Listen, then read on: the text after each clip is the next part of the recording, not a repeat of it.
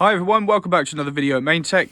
Today I'm just going to take you through a process of replacing front disc and pads on a BMW 1 Series. Okay, so the process is pretty much similar on most vehicles. Okay, so we're just going to go through jacking up the vehicle, getting the wheels off and replacing those front pads and discs. Okay, so to start the job of replacing your front disc and pads, what you want to ensure you do is, with the weight of the vehicle still down on the road wheel before you jack it up, is just come over to each one of your road wheel nut bolts. Okay, so with the locking bolts there on the wheel, you just want to crack those off, like I say, with the weight of the vehicle down, just at 90 degrees to make it easier for when the vehicle's raised up, so you can just take those out by hand. Okay, so I've just taken the road wheel off of here. A little bit of difficulty getting the wheel off. Okay, so what you can see behind when vehicles aren't serviced correctly is they build up corrosion between the aluminium alloy on the wheel and the steel on the brake disc here. Okay, so what always, just a good best practice to do really is always to make sure that these are wire brushed and copper slipped when they're serviced and inspected. Luckily on this one, obviously I'm replacing these, so I'll put a fresh layer of copper slip around here on the new brake discs, and obviously we'll have new pads fitted also. So as you want to do these, what you're looking to do is you can just stop the front disc spinning when you release this lock bolt here, is you can place a screwdriver or something just between the actual carrier and the caliper in here into the vent there, and what that does is as it locks up in here, or you can place it right at the bottom there to go against, and it just stops that from spinning as you're trying to turn that anti-clockwise. And then what you're looking to do is just come around the back side of the caliper, okay, and you're looking at releasing the fixing bolts, one at the top. Okay, so we've got one at the top here, and we've got another bolt at the bottom here, so we can take those off, and then the caliper comes away. And to prevent putting any weight on this flexi pipe here, we want to bring the caliper up and just rest it on top of the disc, or if you have a hookup point, you can just hook that up onto the spring. But so long as you don't leave the caliper hanging on that flexi pipe, you're absolutely fine. Just bring the caliper up to this side here, and then we can get the disc and the carrier off without any trouble. Okay, so I've just got the 6mm hex key just on this bolt here. Okay, that's what secures the disc onto the hub assembly. So I'm just going to pop that to the side, and then coming over the back of the caliper, I've just taken out the two 13mm bolts, so one at the top and then one at the bottom. Okay, so just taking those out, and then what we're looking to do is the brake pad wear sensor, which is this little cable here. You just follow it round, and what it does is I've just popped it out of its connections here, is they're just little pop connections in here, so that literally just secures into that pop connection. And then underneath what you find are this little box. Okay, so it just pops up from underneath, and then we disconnect from here, just pushing in this little connector. And then what we end up using is we find this end here, which just goes into that connection, and then that becomes all nice and loose. We can just take that out, okay, and then that's left over all nice and loose, ready for the brake caliper to just be released there. So if the brake caliper is really sort of stiff to remove, if you just pull the back end towards you, what that does is it slightly compresses the piston here just at the back of the caliper, and then you can just bring that away and sleeve the brake pad wear sensor through. Okay, so we've got these two 18mm bolts just at the back of the caliper here. Okay, so I've just slackened those off. We can remove the one at the top, and then we can come down to the one at the bottom. Okay, just take that one out of there, and then what we can do is remove our carrier unit, so that just comes down here, and then all we're left with is just popping the disc off of the hub assembly. Right, so caliper just at the top here. Again, as I mentioned earlier, not to put any weight on this flexi pipe. And then we've got that brake pad wear sensor just in here, but we've got all new parts to go on, new wear sensor.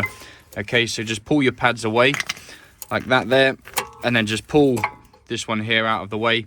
And then what we're looking to do once the brake pads are removed is coming round onto the back side. Okay, and we're looking to actually remove the carrier unit, which is this unit here, and that's secured again by 2 bolts on the back. So we've got a bolt just at the top here, if you can just see that one there, okay, and we've got the second bolt just down here, and then that will release the caliper unit away from the hub assembly. Okay, so really important to always compare your new parts with the old. So just hold the two together, ensuring that they're the same diameter, and just check, for example, things like these securing bolts that holds the disc to the hub lines up all in the same position, and of course where the wheel bolts secure the wheel to the hub assembly line up also. So you can see the reason why we're changing this disc here is it's heavily lipped, lots of corrosion, it's really thinned down, and the actual performance of this brake disc would be, you know, nowhere near as good as it should be. Okay, so where we've got all this corrosion and where it's lipped here, it's just not going to perform as well as it once did. So and it's been through a good a couple of sets of pads as well, so you've got the life out of this disc here. So we've got a nice new fresh disc over here. Now brake discs are commonly lubricated in the packaging to just prevent the steel from corroding when they're in storage. So just make sure you give these a spray down with some brake cleaner. Just use a rag to wipe them down, and then just pop those on. Okay, so as you can see, what I've done is just wire brushed up the hub assembly here, and then I've just applied copper slip on here, which is an anti-seizure compound, and it prevents the new disc from seizing onto the hub assembly here. So the next thing I'm going to do is just come across and just put the new brake disc straight onto here and re-secure it in with that locking bolt there. Okay, so as you can see, we've got the new brake disc on, all right, and I've just popped in this 6mm locking hex bolt in here, okay, and then all I'm going to do is just apply a light layer of copper slip just around the mating face between where the alloy wheel meets onto the actual brake disc assembly, okay, and what that does is that just prevents the alloy wheel from seizing against the brake disc, and when it comes to actually, you know, getting the wheel off, whether that's to do some maintenance, change tires, do your brakes, or if you've got a flat tire, it just makes that in general much easier to get the wheel away from the hub face there.